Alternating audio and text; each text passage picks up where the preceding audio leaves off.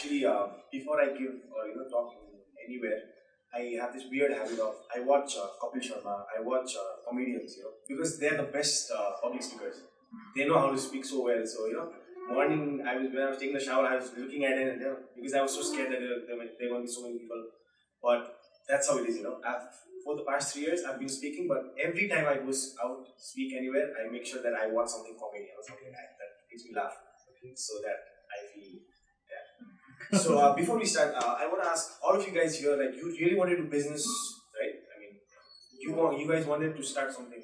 That's why you joined this, right? Okay. Yeah. So yeah, before I share my story, the topic that he had given me, I was like, thank you so much for that, was why I chose entrepreneurship. And for the last week, the entire week, I was thinking about this topic. Like, why did I choose entrepreneurship? Because my way of thinking is I question myself a lot. So I was asking myself that why did I choose entrepreneurship? I did not think about it a lot. So I was thinking, and then I came out that I really did not choose entrepreneurship. Rather than that, it was an accident that took place in my life. And I'll tell you guys how I got into that accident. So as a child, if I had to say about myself, you guys know that there's this person to class now Allah names, like the one who's always going to ask questions to the teachers and make noise, and take school as a joke, have fun. I was that kind of student. So my mom, she was very upset with me because every week or month I had to be in the principal office. I had put myself in trouble since I was in school. So that's how I grew up. I always was scared, like, today I had to be in the principal's office and my mom is gonna come. So that's how I've grown up as a rebellious kid, and where I did not listen to my parents much. And the reason I did not listen to my parents was somehow I was not that bad of a student in terms of academics. I was decent student in terms of class, but because I was that rebellious kid, I was always getting into trouble. So my life was going in two directions. Sometimes I was in the principal's office, sometimes I was studying at home. So that's how my life was going. And because of all this and glamorization of medical, doctor and all, I ended up in engineering and I went to Bangalore. And I did not know that, why I got into engineering. Same as I did not choose engineering. I don't know why. So there I ended up in engineering. My life at that point of time, I still remember the kind of perception that I had.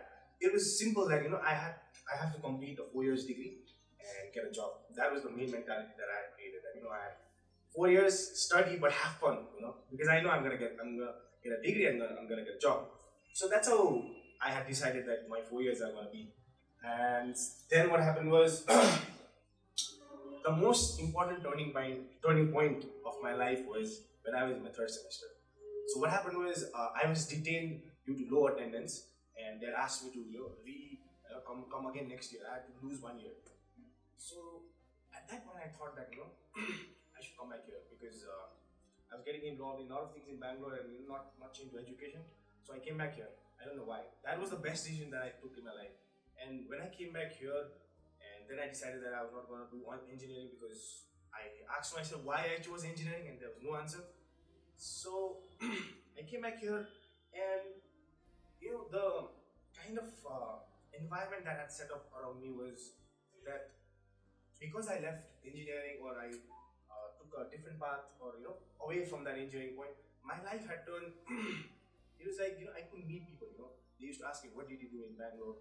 And all these stuffs. My parents, it was killing me from inside. And months passed by where I was doing nothing, and eventually one night when I got into a brawl with my dad, and that's night. That night I remember, I really felt that what should I do in my life? That was like the darkest night I could ever remember. Where you feel that you don't know what you want to do in your life. That's a point where everybody has to go through, where you seriously don't know what you want in your life. Like, seriously, you don't know what's going to happen tomorrow. You don't know what path you want to take. So I thought that I'm 20 right now. When I was 20, I thought that so let's get away from this college shit and all. Let's stay away from this and let's try something where I could do something on my own.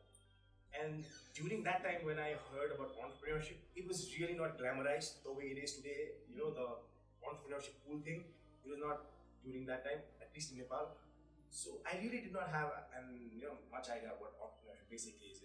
The best thing I could do was, my father had a business, he had closed it down, and I thought that I'll rebrand it, because I grew up watching my father doing that business, and my father had the business of leather jackets and all the stuff. But I was always unhappy with the kind of leather jackets he made, because I didn't like them. As since kid, I did not like them, so I decided that let's try something on this.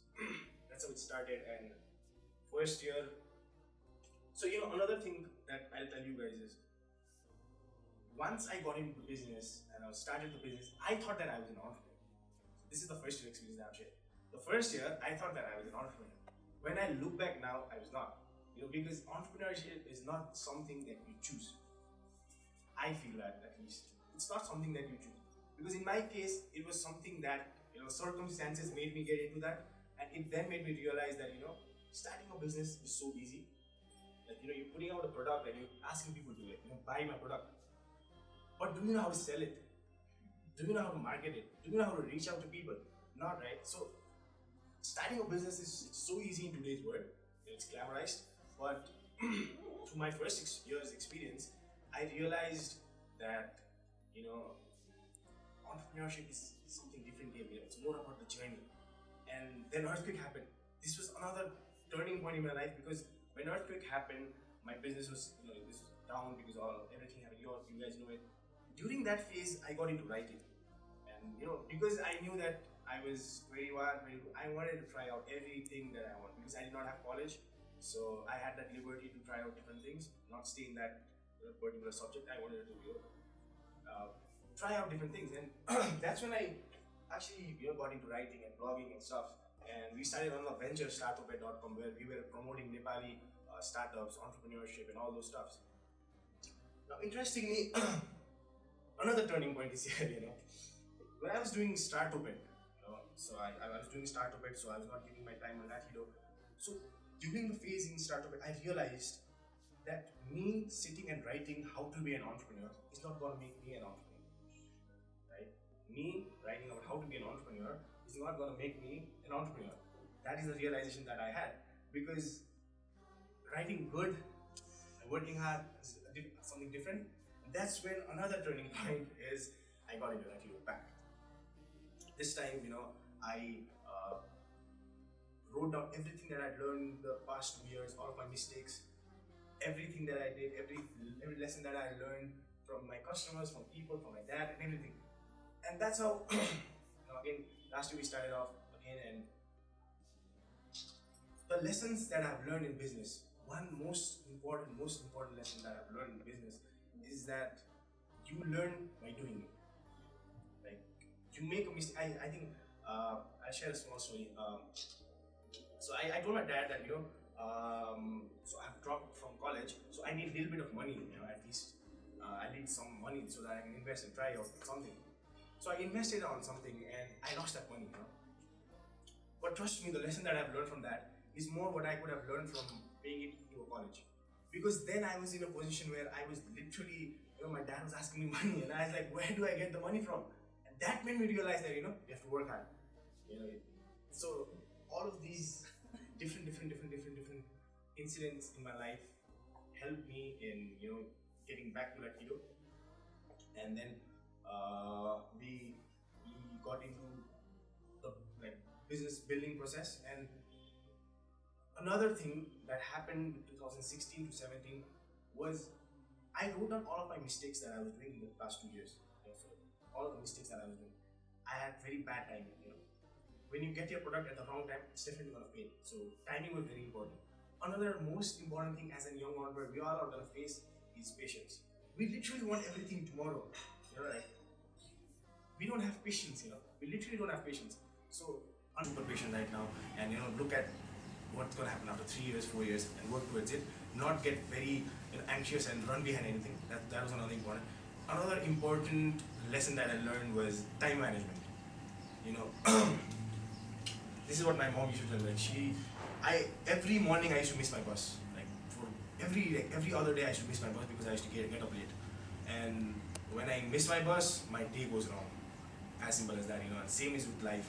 If something goes wrong early morning, then your entire day goes waste. So time management is something that I learned because I made all those mistakes, not because somebody told me or I learned from a book. Because I made those mistakes, and all of these mistakes actually helped me in learning that, oh my god, these were the mistakes that I'm doing, and these are the right things that I needed to do. So that's how and this is what entrepreneurship has been for me. This chaos that's happening. That someday you have to think about the product, someday you have to think about the customer, someday you have to think about the social media thing, something about marketing. All these chaos. Nobody tells you what you have to do, right? That's like you guys saw it right now, right? Nobody tells you what to do. You have to think of yourself. There's no boss doing it, so you are going to make mistakes. So that's how I've been making mistakes. I'm going to make a lot more mistakes ahead. I definitely hope so, because I feel that I'm someone I really learn from making mistakes. And another important lesson that I've learned is communication. This year we dealt with around, I personally dealt with around 200 to 300 customers, and the most important lesson that I learned from them was making relationship with them. Talking to them, and making them feel that like you're our customers, and make them feel that. And communication has really helped me in creating that relationship with them, so that if something happens tomorrow, they share it with me, I share it with them. Something that's happening in the entire Latido thing. So talking about Latido, so what we do at Latido is it's about customization and leather jackets and all that. But what I see Latido as is not just about that product. I take it more of as the fight to become something. That's what Latido is all about for me, and that has what helped me in building the community. Now we are a community of 27,000 on Facebook.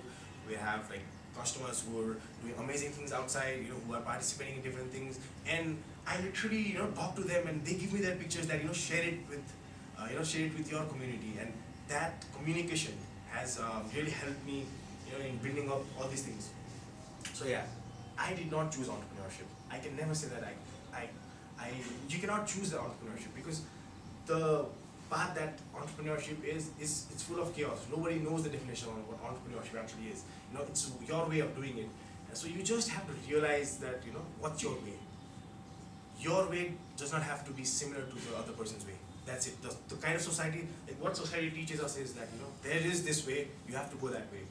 But they don't know that there's another way as well. And so if we stick to that, as I said, that rebelliousness has to be there in you. Like, don't listen to anybody. Another important lesson that I've learned: listen to your parents, okay, sometimes, but don't listen to anybody else, because they don't have to live your journey. You have to do it. It's your own fight. So just be on your track. Don't think about anybody else, and choose. And another most important aspect: you don't have to choose entrepreneurship. You have to choose what you are interested in, right? I mean, it's not necessary for you to become an entrepreneur.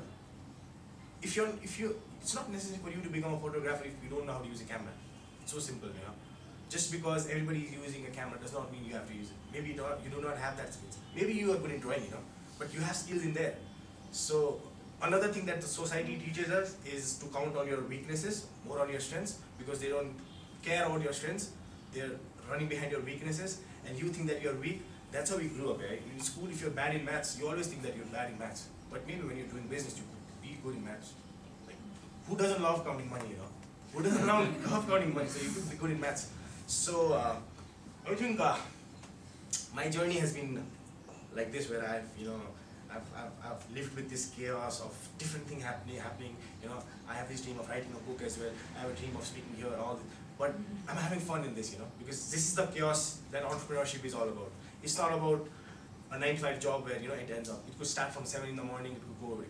It's always with you. So it's up to you whether you decide you choose this path or not. And you do not choose entrepreneurship. You pursue it. You create it. You art it. You sculpture it. Thank you so much. I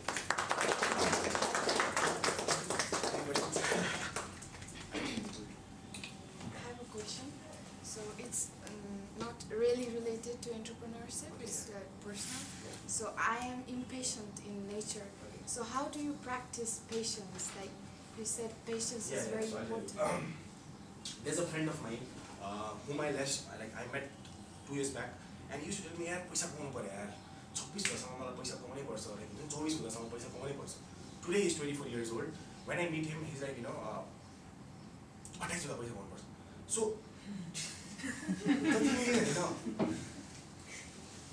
if you are not patient, if you are not doing anything, every day भनेर केही पनि हुँदैन रहेछ कि. That's the most important. Like dwelling, complaining is not going to help. Being realistic and just I look at my life, I think that, oh my God, shit, I'm in such big trouble. But I have to face that trouble one by one, one by one, one by one. There's no, tomorrow I do everything all at once. There's nothing as that, So be realistic. Like self-awareness, It's okay if everything is going wrong, but accept that everything is going wrong. Accept it that everything is going wrong, and I'm going to change it, and it's going to take time. And it's okay that it's taking time, Think of it that, maybe 3 years I'll work hard, 3 years I'll do this, and maybe after 3 years, there's going to be something else that's again going to make you impatient, So entire life is, spent being impatient, but you have to embrace it again, like, accept your reality. Maybe that will help you. Be very realistic with it. That's what I do at least. I be very realistic. I know something is going to go wrong. It's okay. Happens. So yeah, be super realistic with your life.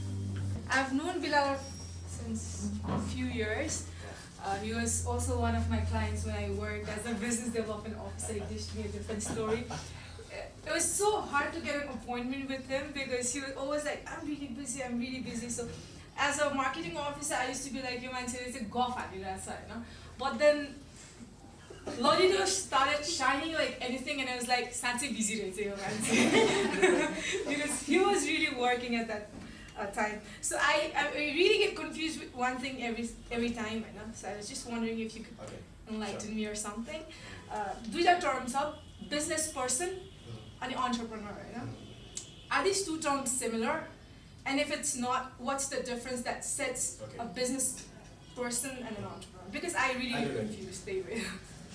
Businessman and entrepreneur are different because my dad is a businessman. I feel I'm the entrepreneur. I'll tell you why. My dad, during winter, we had 7 orders a day, and our capacity was to make 5 jackets a day. We were having we could make extra 2.